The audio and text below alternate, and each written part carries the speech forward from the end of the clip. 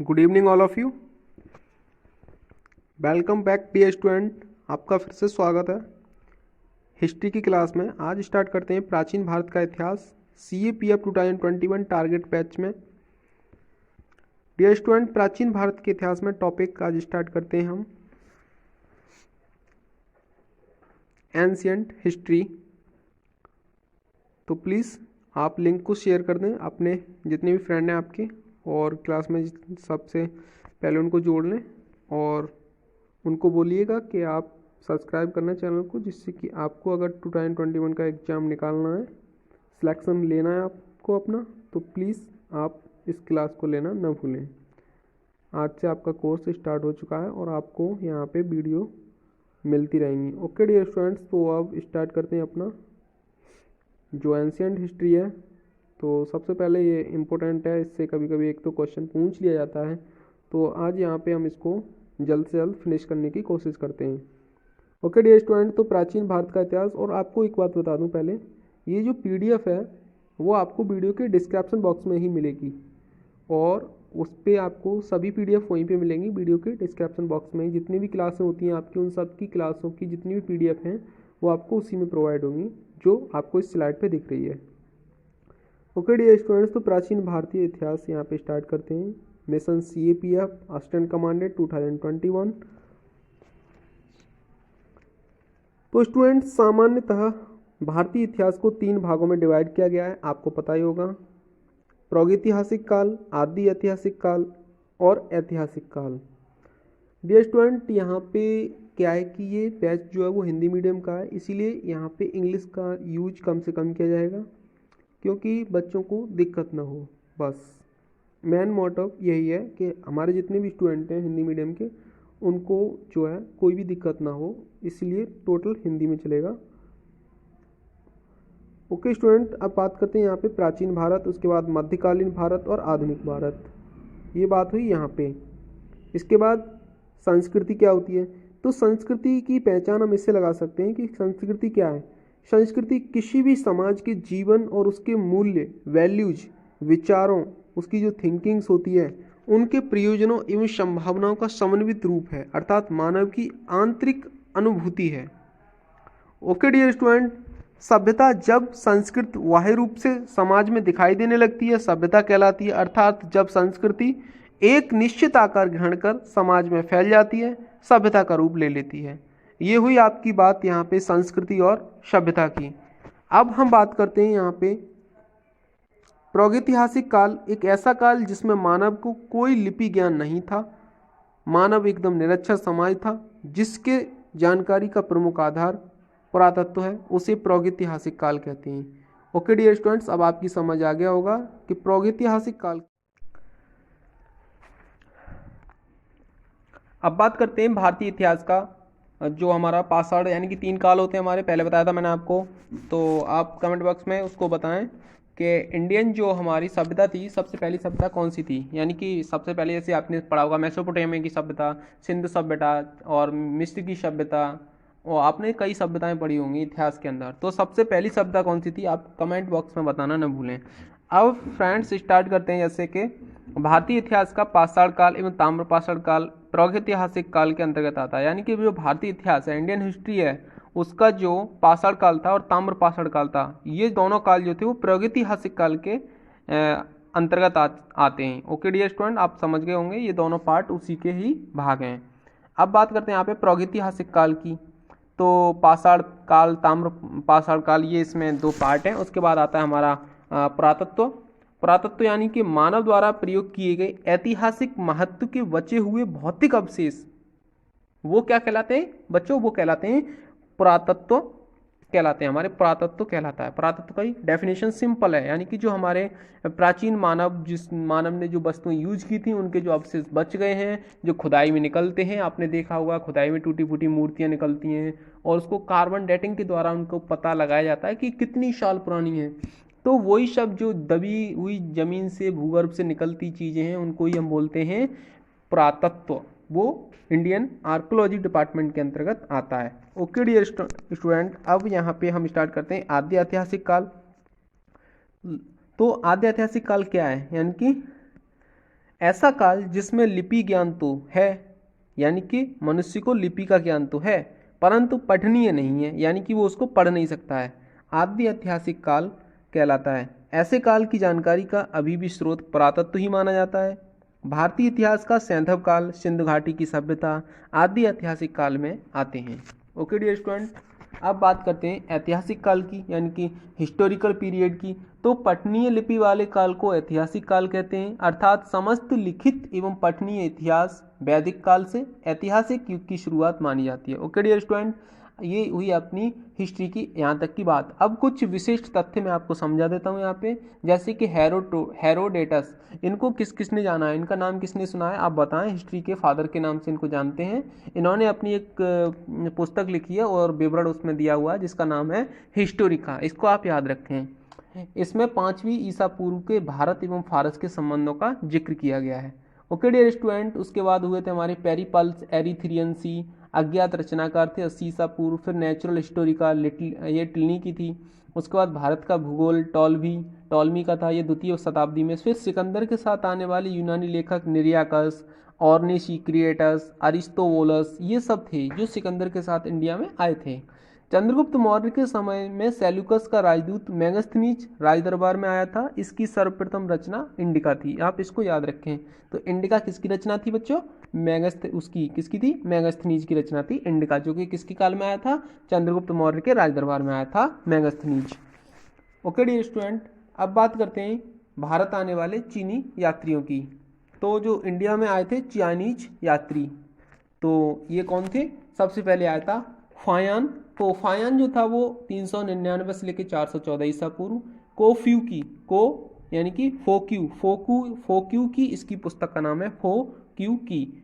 अब शासक कौन था, चंद्रगुप्त द्वितीय, विक्रमादित्य के शासनकाल में भारत आया था फान्यान। अब बात करते हैं संयुंगन, ये 518 में आया था। अब हुएनशांग कब आया था, ये हर्षवर्धन के साम्राज्य में आया था 629 से 645 ईसा पूर्व। फिर इत्सिंग आया था 631 ईसा पूर्व। फिर मानतुआन लीन हर्ष के पूर्वी अभियान में आया था। फिर चाउजू कुआ आया था। तिब्बती बौद्ध यात्री लेखक लामा तारानाथ ने अपने ग्रंथों कयुंगर और तयुंगर में भारतीय इतिहास की जानकारी दी है। किसमें दिया है, कयुंगर एवं तयुंगर में।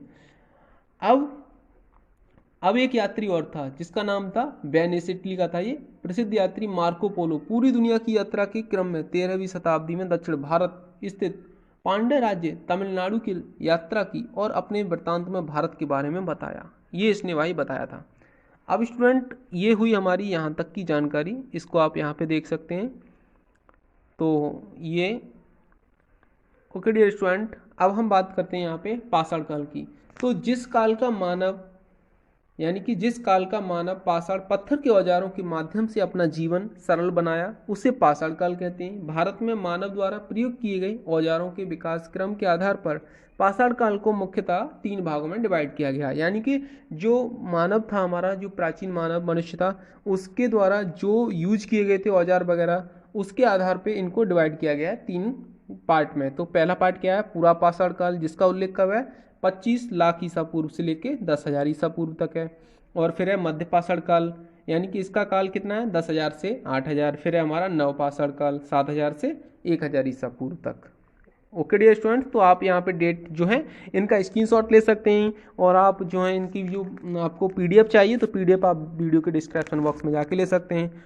और बाकी आपको कुछ एक्स्ट्रा एक्टिविटी, आपकी कोई जानकारी इन्फॉर्मेशन चाहिए तो आप व्हाट्सएप पे मैसेज कर सकते हैं, जिसको वीडियो के डिस्क्रिप्शन बॉक्स में दिया हुआ है। ओके डियर स्टूडेंट, ये हुई आपकी बेसिक नॉलेज। अब बात करते हैं एग्जाम के पॉइंट ऑफ व्यू से, तो आप प्लीज़ इसको अच्छे से सुने। अब मैं आपको एक इम्पोर्टेंट जो चीज़ है उसको बताने जा रहा हूँ। भारत में मानव के रहने का प्रथम साक्ष्य तमिलनाडु स्थित चेन्नई मद्रास के पलवरम नामक स्थान यानी कि कोर्तिल्यार नदी घाटी से प्राप्त हुआ है। इस बात को आप याद रखें। यह साक्ष्य 1863 ईस्वी में अंग्रेजी भूवैज्ञानिक रॉबर्ट ब्रूस फूट ने खोजा था। किसने खोजा था, रॉबर्ट ब्रूस फूट ने। यूपीएससी यहाँ पे अक्सर क्वेश्चन बनाती है, क्या बनाती है कि भारत में प्रथम मानव का साक्ष्य जो तमिलनाडु में स्थित है उसको किसने पढ़ा, कौन सा भूवैज्ञानिक था, रॉबर्ट ब्रूस ने पढ़ा था उसे। काफ़ी स्टूडेंट इसमें गड़बड़ कर देते हैं। तो अब भारत में प्राप्त मानव जीवाश्मों में पुरुष पुरुष को रामापिथिकस यानी कि शिवालिक श्रेणी के अंतर्गत, महिला का सिविपिथिकस। अब भारत में मानव नर कंकाल महाराष्ट्र के वॉरी नामक स्थान से प्राप्त हुआ है। इस बात को आप बेसिक याद रखें, भारत में मानव का जो नर कंकाल है वो महाराष्ट्र जो राज्य इंडिया का जिसकी कैपिटल मुंबई है वहाँ से लिया गया है। वहाँ पे यानी लिया नहीं गया, एक तरीके से वहाँ पे इसको मिला था, प्रथम साक्ष्य मिला था बोरी नामक स्थान से। ओके डियर स्टूडेंट, ये हुई आपकी इंपॉर्टेंट बात। अब बात करते हैं पुरापाषाण काल की। तो पुरापाषाण काल क्या है? भारत में पुरापाषाणकालीन अवशेष भारतीय महाद्वीप में सोहन नदी घाटी जो कि पाकिस्तान में आती है, वेलन नदी घाटी जो कि उत्तर प्रदेश भारत में आती है, और नर्मदा नदी घाटी मध्य प्रदेश भारत में, और कोर्तल्यार नदी घाटी सुदूर दक्षिण भारत यानी कि तमिलनाडु का और कर्नाटका का इलाका वहाँ पे आती है। पुरापाषाणकालीन प्रमुख उपकरण एवं औजार चापर, चापिंग, हैंड एक्स, क्लीवर एवं स्क्रैप पर थे। अब चापर चापिंग संस्कृति सोन नदी घाटी में प्राप्त होती है। चापर क्या था? चापर पत्थर का एक ऐसा टुकड़ा जिस पर एक और धार थी। चापिंग पत्थर के एक टुकड़े के दोनों ओर धार थी। हैंड एक्स क्या था? हस्त कुठार, एक और धार और अंत में मुठ था। क्लीवर क्या था? पत्थर के पतले टुकड़े के दोनों ओर धार थी। ओके डियर स्टूडेंट, ये हुई आपकी यहाँ तक की बात। अब बात करते हैं भारत में पुरापाषाणकालीन मानव की खोपड़ी का प्रथम साक्ष्य हथनोरा नामक स्थान मध्य प्रदेश होशंगाबाद जिला से 1982 में प्राप्त हुआ है। सॉरी गाइस, होशंगाबाद जिले से 1982 में प्राप्त हुआ है।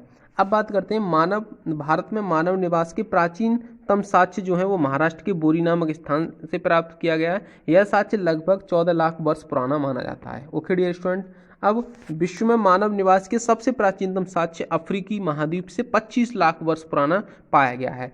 अब यहाँ पे बात करते हैं हम उत्तर प्रदेश के मिर्जापुर जिले में स्थित लोहदा नाला क्षेत्र से हड्डी के बने उपकरण एवं मातृ देवी की प्रतिमा प्राप्त हुई है। ये भी देखो एक फैक्ट है इसमें। अब ये बात हुई हमारी इतनी। ओके डियर स्टूडेंट, आपने इतना पढ़ चुका होगा, आप इसको देख सकते हैं। यहाँ पे आपका जो स्लाइड में दिख रहा है ये फुल डेफिनेशन है उसकी।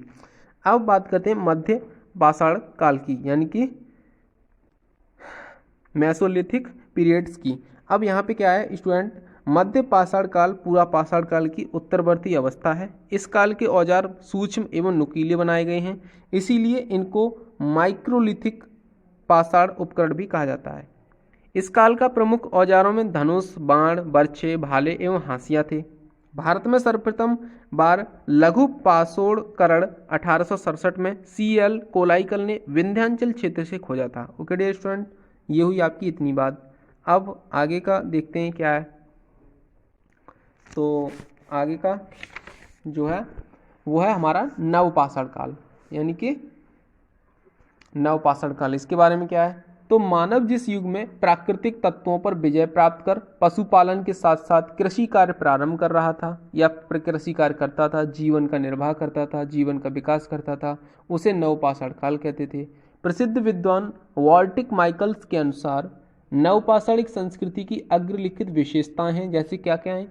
कृषि कार्य था, उसमें पशुपालन था, पत्थर के औजारों का घर्षित व चमकदार होना था, मृद भांड बनाना था, चाक का आविष्कार था, पहिए का आविष्कार था, आग का व्यापक प्रयोग था। अब क्वेश्चन यहाँ पे कई सारे बनते हैं। ये अक्सर यूपीएससी नहीं रखती है कि सीएपीएफ में रखेगी, ऐसा कुछ नहीं है। ये जितने भी कंपटीशन एग्जाम होते हैं, कोई भी स्टेट लेवल का, एसएससी का, एचएसएससी का, यूपीएससी का या फिर यूकेएससी का, किसी का भी हो XYZ, ये कहीं पर भी क्वेश्चन पूछ लिया जाता है। ये बहुत ही मतलब बेसिकली नॉर्मली क्वेश्चन है जो अक्सर पूछ लिए जाते हैं एग्जाम में। जैसे कि पहिए का आविष्कार किस काल में हुआ था, चौक का आविष्कार किस काल में हुआ था, आग का आविष्कार किस काल में हुआ था। ये छोटे छोटे क्वेश्चन है, इसको दिमाग में रखना थोड़ा टफ भी पड़ जाता है, कभी कभी हम जानते हुए गलत कर देते हैं। तो इसको बेसिकली आपको ये माइंड में सेटअप ही करना होगा कि आपका कब हुआ था, क्योंकि कभी कभी हम चीज़ों को छोड़ देते हैं, फिर अचानक वो एग्जाम में आ जाती है, फिर हम सोचते हैं ये क्या हो गया। तो वो होता कुछ नहीं है, वो आपकी गलती होती है। ओके डियर स्टूडेंट, तो आप ऐसी छोटी छोटी गलतियां न करें। अब स्टूडेंट यहाँ पे बात करते हैं हम जो है नवपाषाण शब्द का सर्वप्रथम बार जो प्रयोग था वो सर जॉन लुवॉक ने 1865 में प्रकाशित अपनी पुस्तक प्री हिस्टोरिका में किया था। अब स्टूडेंट अब हम बात करते हैं भारत में सबसे प्राचीनतम मृदभांड की, जो कि चौपानी मांडो उत्तर प्रदेश के इलाहाबाद से प्राप्त हुआ है। इलाहाबाद का वर्तमान नाम चेंज हो चुका है, प्रयागराज के नाम से जानते हैं इसे। यह भारत ही नहीं विश्व का सबसे प्राचीनतम मृदभांड है। साथ ही साथ यहाँ से मधुमक्खी के छत्ते के आकार एवं बनावट की झोपड़ियाँ प्राप्त हुई हैं। ओके डियर स्टूडेंट, चावल के प्राचीनतम साक्ष्य जो थे वो कौल्डे हवा कहाँ पे है? उत्तर प्रदेश इलाहाबाद में है और यहाँ से प्राप्त हुए हैं। अच्छा, अब स्टूडेंट वुर्ज होम क्या है? यहाँ पर गार्तावास जमीन के अंदर बने घर के साक्ष्य सहित एक अंडाकार कब्र के सब यानी कि डेड बॉडी के साथ कुत्ता दफनाया हुआ मिला हुआ है। यानी कि एक मनुष्य की बॉडी थी, उसके साथ क्या था? कुत्ते को दफन किया गया था वुर्ज होम में। ये पूछ लिया जाता है कि ऐसा कौन सा जहाँ पर मनुष्य के साथ वुर्ज होम क्या है? वुर्ज होम का संबंध किससे है? तो statement first and statement second दे रखा होता है आपको एग्जाम में, तो आप गड़बड़ हो जाते हैं उसमें। तो ये आपको बेसिकली याद करने की जरूरत है। अब आता है गुफरकाल। गुफरकाल क्या था? इसका शाब्दिक अर्थ होता है कुम्हार की गुफा। यहाँ से भी गार्तावासों के साक्ष्य मिले हैं, साथ ही साथ यहाँ से हड्डी के बने औजार भी प्राप्त हुए हैं। ओके डियर स्टूडेंट, अब है दक्षिण भारतीय नवपाषाणिक स्थल। उत्तर भारत की भांति दक्षिण भारत में भी नवपाषाणिक संकेत विभिन्न स्थलों से प्राप्त हुए हैं, जो इस प्रकार हैं। कर्नाटक भास्की, ब्रह्मगिरी, हल्लूर, कोडंकलम, पिपलीहल एंड संगनमकुलम, टी नरसिंहपुर एवं टेक्कलकोटा आदि। आंध्र प्रदेश में उतनूर, कोंडेनकलम, नागार्जुनीकोंडा एवं पावला वो आदि। तमिलनाडु में पैमपल्ली। दक्षिण भारतीय नवपाषाणिक स्थलों में कृषि की सब अपेक्षा पशुपालन के साक्ष्य अधिक मिले हैं तथा यहाँ नवपाषाण सांस्कृतिक साक्ष्य लगभग 1000 ईसा पूर्व तक प्राप्त होता है। अब अंशटीला क्या है? अंशटीला मतलब राख का ढेर। अंशटीला का मतलब क्या होता है? राख का ढेर। दक्षिण भारतीय नवपाषाणिक लोग घर के बाहर लकड़ी के वाड़ लगाकर उसमें अपने पशुओं को रखते थे। पशुओं के गोबर इत्यादि इकट्ठा हो जाने पर संपूर्ण वाड़ों को जलाकर नया वाड़ा बना लेते थे, जिससे जगह जगह राख के ढेर इकट्ठा पाए गए। इसे ही अंशटीला संस्कृति कहते हैं। अब टेक्लोकोटा क्या था? कर्नाटक से सोने के बने आभूषण प्राप्त हुए हैं टेक्लोकोटा में। टेक्कल कोटा। ओके डियर स्टूडेंट, अब यहाँ पे आपकी हिस्ट्री जो है वो आपका जो एंशिएंट हिस्ट्री का जो फर्स्ट लेसन था वो आपका फिनिश होता है। डियर स्टूडेंट्स, आपका नेक्स्ट डे स्टार्ट करते हैं। जो नेक्स्ट डे का आपका टॉपिक है वो मैं आपको बता देता हूँ, ताम्रपाषाणिक संस्कृति। ओके स्टूडेंट, तो अब आप जो है चैनल को सब्सक्राइब कर लें और स्टार्ट कर दें अपनी प्रिपरेशन, क्योंकि आपके पास जो टाइम है वो बहुत कम बचा है। 6 मंथ का आपका टाइम बचा है आपके पास। जो आपका 8 अगस्त को एग्जाम होने वाला CAPF असिस्टेंट कमांडेंट का, उसके लिए आपको PDF जो है वीडियो के डिस्क्रिप्शन बॉक्स में मिल जाएगी। और बाकी आपकी कोई क्वेरी है तो आप ईमेल कर सकते हैं, ईमेल दे रखा है यहाँ पे, और आप डायरेक्टली व्हाट्सएप पे मैसेज कर सकते हैं। Okay, thank you all of you and good luck.